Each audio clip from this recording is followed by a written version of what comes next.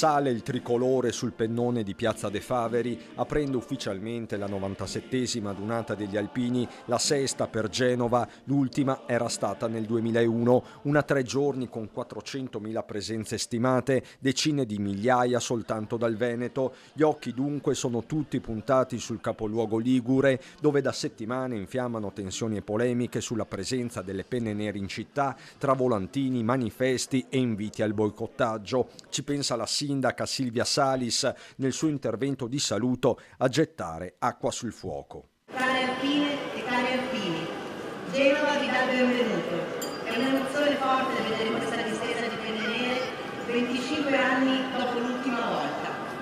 Tornate a riempire le piazze e i vicoli e a darci felicità. Alpini, pilastro della difesa e del soccorso pubblico, dice Salis, la mano tesa dello Stato, e il ricordo va a quel maledetto agosto del 2018. O come qui a Genova dopo il crollo del Ponte Morandi, quando le tragedie devastano le nostre città e le nostre comunità. Apprezza le parole il presidente dell'ANA, il trevigiano Sebastiano Favero. Direi di sì, oggi ha fatto un discorso che condividiamo al 100%, li ho anche detto.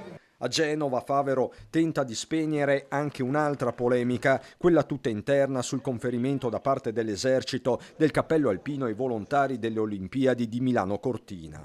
Voglio ricordare che fin dal 2017 c'è un protocollo d'intesa tra l'Associazione Nazionale Alpini e lo Stato Maggiore Difesa che parla proprio di una riserva che sia fatta proprio insieme. Una task force con componente volontaria quindi, che potrebbe aprire nuove vie e nuovi modelli. E credo che questa sia una strada giusta per coinvolgere tutti.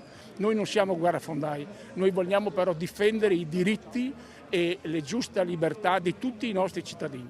Alpini faro per l'Italia, lo slogan dell'adunata genovese, terra di mare e quindi di fari, con un'assenza però che si nota, quella dei muli delle salmerie di Vittorio Veneto rimasti a casa per motivi burocratici. Non siamo riusciti a trovare un mezzo che li potesse portare giù e quindi anche se poi servivano tutti i permessi ancora, perché loro hanno detto sì, vengono, possono venire, però in realtà noi ancora nessun permesso avevamo in mano, per la disperazione dei bambini. Ma i simboli non mancano, così come i canti e le suggestioni, con il Piave che mormora anche in una città di mare come Genova, quando è l'ora, in Piazza della Vittoria, dell'onore ai caduti.